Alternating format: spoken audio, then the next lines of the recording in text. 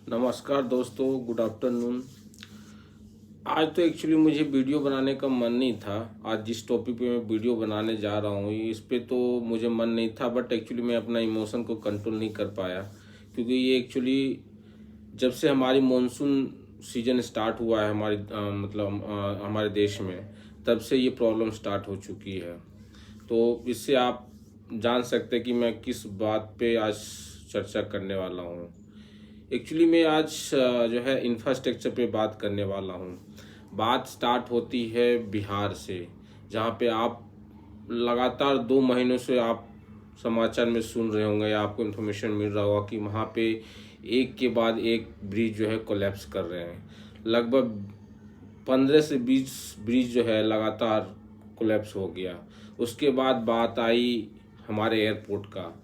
दिल्ली जो एक सबसे ज़्यादा प्रसिद्ध मेट्रो सिटी में आया जाता है, जहाँ पे हमारे प्रधानमंत्री, राष्ट्रपति, एक से एक सेलिब्रिटी का जो है और एक से एक देश की जो सबसे बड़ा उत्तरा पदाधिकारी बोल सकते हैं, जिसमें हमारे प्रधानमंत्री भी आते हैं, हमारे जो प्रधानमंत्री भी आते हैं, राष्ट्रपति आते हैं और जितने भी लोग हैं हमारे तीनों सेना के कमांडेंट वहाँ पे रहते हैं। उस वहाँ के एयरपोर्ट के जो है कोलैप्स हो जाना, एयरपोर्ट में कोलैप्स हो जाना, उसके बाद फिर जबलपुर एयरपोर्ट में ऐसा सेम सिचुएशन को जो है दोहराया गया। सेम सिचुएशन जो है फेस हुआ आपका क्या बोलता है जबलपुर एयरपोर्ट में। फिर बात आई मुंबई सिटी की। अभी कुछ दिन 20 दिन पहले मुंबई सिटी जब बारिश हुई तो एक लगातार जो है एक बाढ़ जैसी आ गई है। खैर मुंबई सिटी, चाहे जो हम दिल्ली की बात कर रहे हैं, चाहे जबलपुर एयरपोर्ट हो गया, चाहे आपका दिल्ली एयरपोर्ट हो गया, या बिहार की ब्रिज की कोलैप्स हो गया है, ये चीज़ें एक्चुअली नई नहीं है। ये चीज़ें बहुत सालों से चलता आ रहा है, आज नई नहीं है। और हमारे देश के जो पॉलिटिशियन हैं, चाहे जो हमारे पदाधिकारी लोग जो होते हैं, चाहे ओपोजिशन जो भी होते हैं, एक दूसरे को बोलते हैं, एक दूसरे के अगेंस्ट में बोलते हैं कि ये सरकार है वो काम नहीं कर रही है, अभी बीजेपी सरकार वो नहीं कर रही है, कांग्रेस सरकार थी तो नहीं कर रही है। एक्चुअली में कोई सरकार इस पे काम नहीं करती अगर देखा जाए। और हम पब्लिक लोग भी क्या है कि जब मानसून आया तो हमें प्रॉब्लम फेस हुआ तो हम इसको याद करते, फिर जब जैसे मानसून निकल गई, रेनी सीजन निकल गया, फिर हम लोग सब कुछ एक जैसा चलने लगता है, फिर अलग दुनिया में खो जाते हैं। तो एक्चुअली मैं ये बोलना चाहता हूँ कि प्रॉब्लम कहाँ पे है। देखिए प्रॉब्लम, और हाँ, अभी कल की बात, अगर आज सुबह की बात देखा जाए तो 10 दिन शायद हुआ होगा, या शायद 10 दिन हुआ होगा, जिसमें कि एक विद्यार्थी जो यूपीएससी का प्रिपरेशन कर रहा था, उसका प्रीलिम्स भी निकल चुका था, मेधावी छात्र था, और उसे जो है एक गली में पानी भरा हुआ था, जहाँ बगल में जो है इलेक्ट्रिक पोल था, तो वहाँ शायद करंट फ्लो हो रहा था, वहाँ मेजर करंट फ्लो हो रहा था। ये नहीं कि आप अर्थिंग के द्वारा करंट फ्लो होता, मेजर करंट फ्लो हो रहा होगा, तभी तो उस गेट में इतना ज़्यादा करंट फ्लो हुआ कि वो बच्चा वहाँ से चिपका ही रह गया, वहाँ से निकल ही नहीं पाया। और आज सुबह की अगर आप न्यूज़ देखें, जो राव IAS एकेडमी का जो स्टडी सेंटर है, वहाँ के लाइब्रेरी में बहुत सारे बच्चे पढ़ रहे थे, और अचानक बारिश होने के कारण से वो बेसमेंट में लगभग 12 से 13 फुट पानी जमा हो गया। तो वहाँ के बच्चे बहुत सारे पढ़ रहे थे, तो कुछ तो बच्चे निकल पाए, बट उसमें जहाँ तक अभी तक रिपोर्ट आ रहा है कि 3 बच्चों की जो है मौत हो चुकी है, जिसमें 2 लड़कियां और 1 लड़का है। तो आप सोचो कि ये इतना काफ़ी नहीं है एक कलाम देने का। हमारे देश के जो जाने वाले पॉलिटिशियन, चाहे हमारे प्रधानमंत्री ही क्यों ना हो, किसी, चाहे MCID वाले, चाहे कोई भी हो, चाहे वो हमारे जहाँ के भी जो म्यूनसिपल कॉरपोरेशन है, चाहे मेयर हो, वहाँ के MLA हो, MP हो, CM हो, CM के बाद हमारे PM आते हैं, राष्ट्रपति हो, या हमारे जस्टिस डिपार्टमेंट हो, कि क्या ये इतना अलार्मिंग नहीं है जिसको कोई भी शूमोटो नहीं लिया जा रहा है? कौन होगा इसका रिस्पॉन्सिबल? जो इतने जो चीज़ें हुए, इतने जो बिहार के इतने ब्रिज कोलैप्स हुए, चाहे हमारे एयरपोर्ट हुए जिसमें ड्राइवर मर गया, कैब के ड्राइवर मर गए, उसके बाद आपका मुंबई में ये सिचुएशन हुआ, उसके बाद फिर अभी ये 3 बच्चे कल मर गए और एक बच्चे तीनों चारों बच्चे यूपीएससी का प्रिपरेशन करते, इस सबका जिम्मेदार कौन होगा? कि क्या ये इसमें एफआईआर केवल हम दर्ज कर लेते हैं अननोन आदमी, वो अननोन आदमी है कौन? वो फाइल में ही दबा रह जाता है, अननोन कोई नहीं है, और बाद में केस ऐसे ही पड़ा रहता है पेंडिंग। ना तो हमारे जुडिशरी सिस्टम उसे मांगता है कि क्या ये केस का क्या हुआ, कौन थे अननोन लोग, और ना ही हमारे अधिकारी लोग जो है वो भी कुछ नहीं करते। वो फाइल कूड़ा कचरा में पड़ा रहता है और फिर बाद में केस ऐसे पड़ा रहता है, उसका कोई रिस्पॉन्सिबल नहीं है। वो अननोन से नोन कभी नहीं हो पाता है, मतलब इतने जो जाने गए हैं इसका रिस्पॉन्सिबिलिटी लेने वाला कोई नहीं है। बट देखिए जब आप जैसे अभी ये देश जो दिल्ली की बात हो रही है, जो चारों बच्चों की मौत हुई है, तो हम वहाँ पे MCID है हैं, दिल्ली के म्यूनसिपल लोग हैं, उसमें कमिश्नर होते हैं, डिप्टी कमिश्नर होते हैं और IAS रैंक के होते हैं, मेयर है, MLA है, MP है। जब इनको वोट लेना रहता है तो पब्लिक के पास आता है कि हमें वोट दीजिए, तो अभी ये जिम्मेदारी कौन लेगा? क्या MLA जिम्मेदार नहीं है, MP जिम्मेदार नहीं है, क्या GHMC के कमिश्नर जिम्मेदार नहीं है, या तो रॉ IAS अकेडमी के डायरेक्टर जिम्मेदार नहीं है? क्यों हम FIR दर्ज करते समय केवल लिख देते अननोन आदमी? क्यों लिखते हैं? क्यों आप क्या प्रशासन को ये नहीं दिखता है कि डायरेक्टर उस सेंटर का मालिक कौन है? डायरेक्टर, जब वो करोड़ों में एक IAS सर्विस स्टडी सेंटर जो दिल्ली में चलता है, उनकी per year income 10,000 crore 9 to 10,000 crore रुपया होता है। क्या बताइए, इतने पैसे कमाने वाले उसको रिस्पॉन्सिबल नहीं माना जाता है? क्या हमारे जो GHMC के कमिश्नर, मतलब जो GHMC नहीं, मतलब जो वहाँ दिल्ली म्यूनसिपल के कमिश्नर हैं, क्या वो रिस्पॉन्सिबल नहीं है? क्या वहाँ के MLA रिस्पॉन्सिबल नहीं है? मतलब पॉलिटिशियन केवल भाषण देने के लिए होते हैं कि कुछ रिस्पॉन्सिबिलिटी के लिए भी होते हैं? कोई पॉलिटिशियन को क्यों नहीं इसमें FIR में जिम्मेदारी ठहराया जाता है? क्यों उसको कोर्ट में घसीटा नहीं जाता है कि आप यहाँ के MLA हैं, आप यहाँ के MP हैं, आप यहाँ के CM हैं, यहाँ के PM हैं? क्यों नहीं इनको मतलब कोर्ट में लाया जाता है? ये अननोन लोग कौन होते हैं इसमें? तो कौन इसका जिम्मेदारी कौन लेगा? कोई लेने वाला नहीं है। आप देखो, हम बोलते कि हमारा देश प्रगति कर रहा है, मैं अगर बताऊं तो कोई प्रगति नहीं कर रहा है। हर देश की तीन जो है फाउंडेशन होती है, एजुकेशन, हेल्थ, इंफ्रास्ट्रक्चर। ना हम एजुकेशन में अच्छा करते हैं, ना हेल्थ में तो आप कोविड में देख ही लिए कि क्या हालत है। क्या कोविड के बाद कितने हॉस्पिटल बनाया गया है? क्या कोई इसमें RTI फाइल कर सकता है या सरकार जवाब दे सकती है कि कोविड वाले जो सिचुएशन फेस किया गया, तो हर राज्य में, जानता हूं कि हेल्थ जो है स्टेट लॉ है, बट हर राज्य क्या बता सकता है कि कोविड के बाद कितने हॉस्पिटल ओपन किया गया, नई हॉस्पिटल, ताकि फ्यूचर में अगर ऐसा कोविड जैसा सिचुएशन बनेगा तो हम उसको हैंडल करने के लिए प्रिपेयर्ड हैं। 0, कोई हॉस्पिटल नहीं खोला गया। इसकी जिम्मेदारी कौन लेगा? कोई नहीं लिया जिम्मेदारी। हम केवल राजनीति करना चाहते हैं, हम केवल सरकार बनाना चाहते हैं, चाहे वो राज्य में सरकार बने, चाहे देश में सरकार बने, चाहे हम पंचायत जीते, चाहे हम राज्य में सरकार बनाए, केवल हमें सरकारें बनानी है, हमें काम कुछ भी नहीं करना है। चाहे कोई सरकार रहे, मैं यहाँ BJP नहीं बोल रहा हूँ या कांग्रेस को, कोई भी सरकार रहे, चाहे BJP रहे, कांग्रेस रहे, रीजनल सरकारें रहे, किसी को भी जो है डेवलपमेंट से, विकास से कोई लेना देना ही नहीं है। और पब्लिक भी सेम है। मैं बताता हूँ, आज जो ये 3-4 UPSC के बच्चे जिनका मौत हुआ है, अगर मैं ईमानदारी से पूछूं तो क्या ये जब IAS अधिकारी या IPS बनते या कहीं भी बनते, तो ये क्या इस स्थिति में ये लेते एक्शन? नहीं लेते, क्योंकि हम अपनी दुख जो है ना भूल जाते हैं। अभी अपना दुख बड़ा लगता है, बट जैसे हम लोग अधिकारी बनेंगे, कहीं ना कहीं बनते हैं, हर अधिकारी या IAS अधिकारी उस दौर से गया है, हर जितने बड़े बड़े अधिकारी हैं, हर अधिकारी ये प्रिपरेशन के दौर से गया है, तो क्या वो वहाँ जाके डेवलपमेंट का काम कर पा रहे हैं? नहीं कर पा रहे हैं। वो भूल जाते हैं, ये अपनी प्रिपरेशन की दौर को भूल जाते हैं, पूरी तरह से भूल जाते हैं। वो अलग दुनिया, इलाइट दुनिया में चले जाते हैं, वो इलाइट दुनिया में चले जाते हैं। तो यही बात मैं बता रहा हूँ कि इलाइट दुनिया में जाने के कारण से क्या है ना कि हम पब्लिक खुद इसका जिम्मेदार है, पब्लिक ही खुद जिम्मेदार है। पब्लिक को जब लगता है कि उसके ऊपर टूट पड़ती है, जब जो है ना ये बुरे दिन टूट पड़ते हैं, तो उनको दुख याद आता है। बट जब खुद यहाँ से गुजर के थोड़ा आगे बढ़ जाते हैं जिंदगी में, तो उनको वो बुरे दिन का कोई असर नहीं पड़ता है। उनको ये नहीं लगता है कि जो जो दिन से हम गुजर के आए, हो सकता है जो लोग अभी उस दौर पे होंगे उनको क्या हो रहा होगा, हम लोग नहीं सोचते।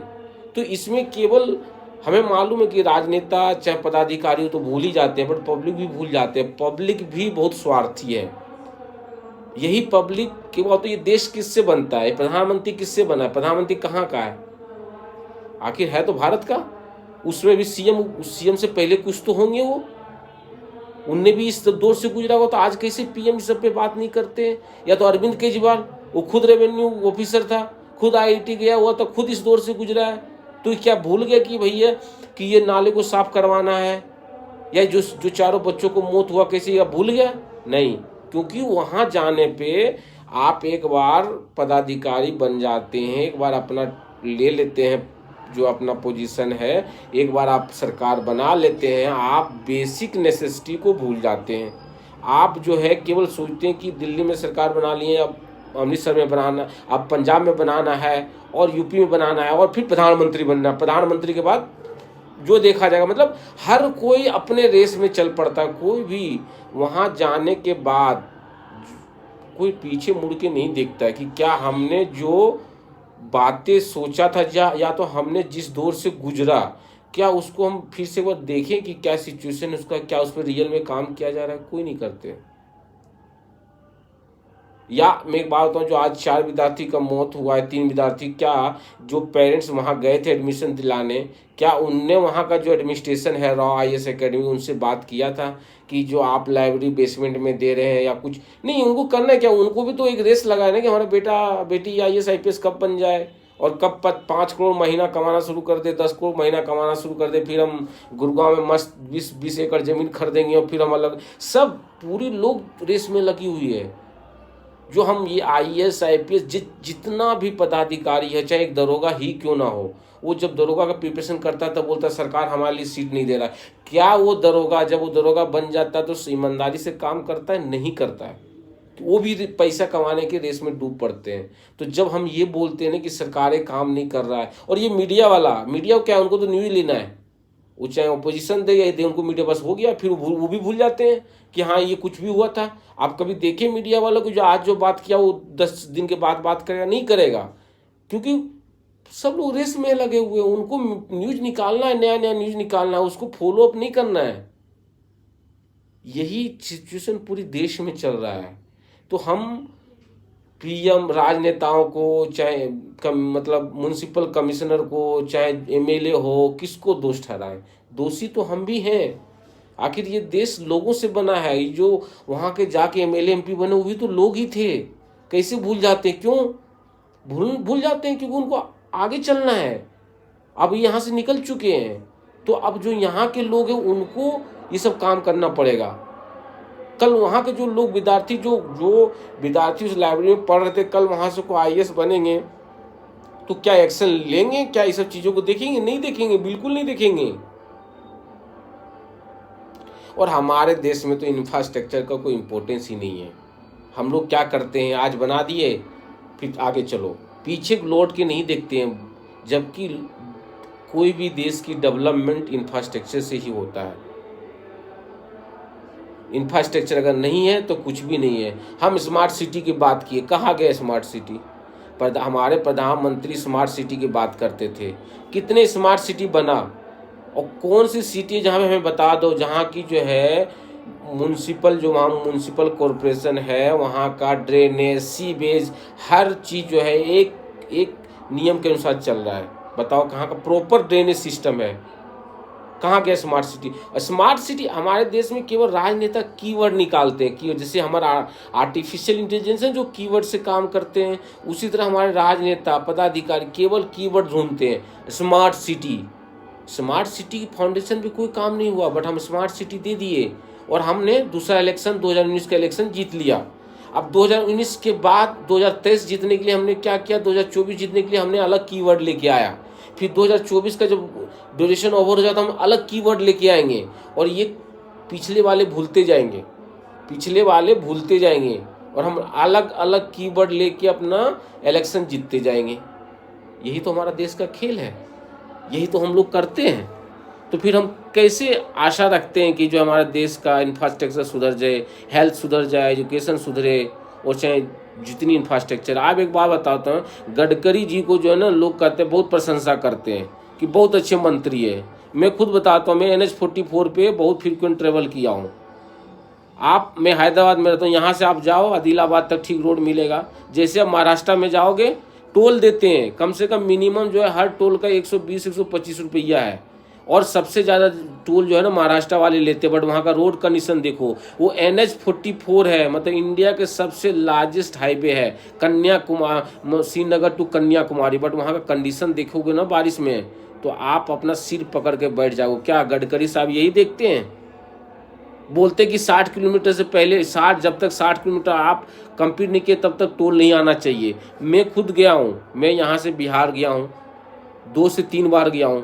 60 किलोमीटर क्या, उसका कोई लिमिट ही नहीं है। कभी 40 में टोल आ जाता है, तो कभी 30 में, तब कभी 50 में। क्या यही गडकरी साहब देखते हैं, जो कि सबसे ईमानदार मंत्री माना जाता है बीजेपी कैबिनेट में? क्या उनको ये पता नहीं है कि महाराष्ट्र की रोड NH-44 को NH मतलब NH का जो रोड है सब NHAI के द्वारा जो है रेगुलेट किया जाता है, national highway authority of India के द्वारा रेगुलेट किया जाता है। तो क्या महाराष्ट्र में रोड, अगर तेलंगाना में रोड अच्छा है तो महाराष्ट्र में क्यों नहीं अच्छा है? ये कौन देखेगा? आप तो पहले तो पर्सनल इनकम टैक्स लोग दे रहे हैं, फिर RTO को भी दिया पैसा, ठीक है, जब गाड़ी खरीदा तो RTO को दिया, पेट्रोल डीजल में भी GST मतलब टैक्स भर रहे हैं, सरचार्ज दे रहे हैं, उसका रोड चढ़ने के लिए भी टोल दे रहे हैं। बट टोल देने के बावजूद, इतना हाई टोल देने, इतना हाई अमाउंट, 120 रुपया 125 रुपया टोल देने के बावजूद रोड की जो कंडीशन रहती है ना, उससे बेटर है कि आप जो है गाँव के रोड से चले जाओ। तो ये इंफ्रास्ट्रक्चर डेवलप करते हैं, हम बोलते हैं एक्सप्रेस वे बना रहे हैं। क्या पहले तो जो ऑलरेडी एस्टैब्लिश्ड, प्री एस्टैब्लिश, जो पहले से ऑलरेडी एस्टैब्लिश है इंफ्रास्ट्रक्चर, उसका तो रख रखाव हम कर ही नहीं पाते हैं, तो किस इंफ्रास्ट्रक्चर की बात करते हैं? आप 2-3 दिन पहले बजट में देखेंगे कि पर्सनल इनकम टैक्स से कितनी की रेवेन्यू इंडिया ने जनरेट किया है। तो जो इनकम टैक्स है, जो टोल टैक्स दे रहा है, जो दे रहा है हर दिन, उसको जब अच्छे रोड नहीं मिल रहे तो फिर हम सरकार से क्या इंफ्रास्ट्रक्चर का होप रख सकते हैं? और ये केवल NH-44 की नहीं है, मैं एक इंफ्रास्ट्रक्चर की बात नहीं, तो कोई भी इंफ्रास्ट्रक्चर आप देख लो। हम केवल बातें बनाते हैं। हमें जितने रेवेन्यू देश से लिया जाता है GST के रूप में, पर्सनल डायरेक्ट टैक्स और इनडायरेक्ट टैक्स, चाहे जो भी ले रहे हैं, हम सही रूप से उसका जो है ना खर्चा नहीं कर रहे हो, सही रूप से सही रूप से उस अमाउंट को आवंटित नहीं कर रहे हैं, और हम उस पर ध्यान नहीं दे पा रहे हैं। केवल हमने शासन में आ गया, बस हमने मतलब जो है 5 साल हमें मिल गया, बीजेपी कोई भी सरकार को 5 साल मिल गया, फिर ऐसे वो बिताते जाएंगे, फिर अगले 5 साल आएंगे, फिर नई कीवर्ड ढूंढेंगे और फिर सरकार बनाएंगे, और फिर ऐसी गाड़ी चलती रहेगी। आप जो सोच रहे हैं ना, जो बढ़ते टाइम में, मतलब जैसे हमने 1999 से 2024 आ गया, हम बोलते हैं डेवलपिंग कंट्री, अभी भी डेवलपिंग ही है। और कब डेवलप होगा इसका कौन देगा, मतलब कौन डेट टाइम बताएगा? सरकार बताएगी। कौन बताएगा कि हम कब डेवलप हो जाएंगे? कोई नहीं बताएगा, क्योंकि सब अपनी रेस में लगी हुई है। इसलिए ये चीज़ तभी सुधार होगा जब लोग खुद सुधार अपने आप को करेंगे। जो लोग यहाँ से बन के जा रहे हैं, चाहे वो मेयर बन के जा रहे हैं, MLA बन के जा रहे हैं, MP बन के जा रहे हैं, कॉरपोरेटर बन के जा रहे हैं, CM बन के जा रहे हैं, PM बन के जा रहे हैं, या उच्च पदाधिकारी IAS IPS, चाहे स्टेट PCS, जो भी, चाहे कोई भी हो, एक कर्मचारी भी हो, जब तक वो ईमानदार नहीं रहेगा, जब तक वो दूसरी की प्रॉब्लम को अपना प्रॉब्लम नहीं समझेगा, कभी भी ये इंफ्रास्ट्रक्चर इम्प्रूव नहीं होगा। हम लोग इसी तरह बद से बदतर हालत में चलते रहेंगे। ये मेरा वादा है। इसलिए लोग को अपने आप को सुधारने की ज़रूरत है और ईमानदार बनने की ज़रूरत है। मैं यही रिक्वेस्ट करता हूँ, देखते हैं कब तक हम लोग जो है इसको सुधार कर सकते हैं। Thank you.